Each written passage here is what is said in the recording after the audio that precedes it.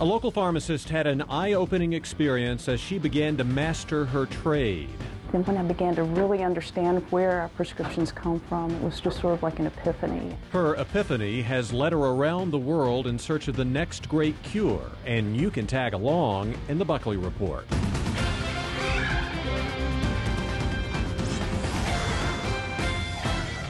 The human body may be one of the most complicated things on earth, but taking care of it can be simple. I've always believed if you give the body exactly what it needs, the body can take it from there.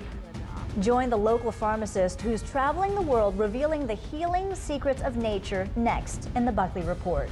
With healthcare costs continuing to spiral, many people are hoping that advancements in medicine will help keep those costs down. But we may be looking in the wrong places. Tonight, the Buckley Report looks at a local pharmacist who believes cures are out there, but many of them only if you know where to look. Thomasville Pharmacy, this is Amy. Amy Greeson's pharmacy in Thomasville is more like a community medicine cabinet, in that the customers she and her father have been serving here for decades are like family. When they're battling cancer or they're battling Alzheimer's or Parkinson's and we don't have solutions for that, it's almost like, dadgummit, I'm going to go find them. Because not every great medicine gets delivered to your doorstep by FedEx. Some cures you have to go out and find.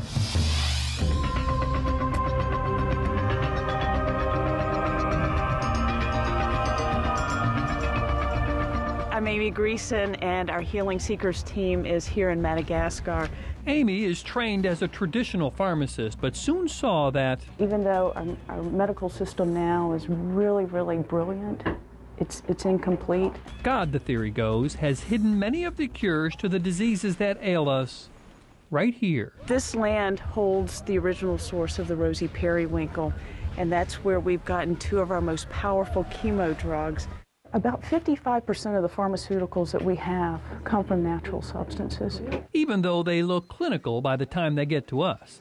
Take this very popular blood pressure medicine, for example. It starts here. What they found was this poisonous pit viper, and when it struck its prey, the blood pressure plummeted. So they brought that venom back into a laboratory, and they were able to isolate a chemical. Which is now in this bottle. We are part of nature, and the key word is part.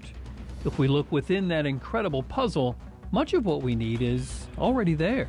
I've always believed if you give the body exactly what it needs, the body can take it from there. And so much of what it needs is here, fighting for its own life. Unable to run away and faced with threats from microbes and insects and animals, many of these plants have developed bioactive substances, which are sort of creating a chemical warfare. Amy tours the local cultures to see how they've used the plants and other sources over the centuries, including one trip to help her sound man's stomach problems.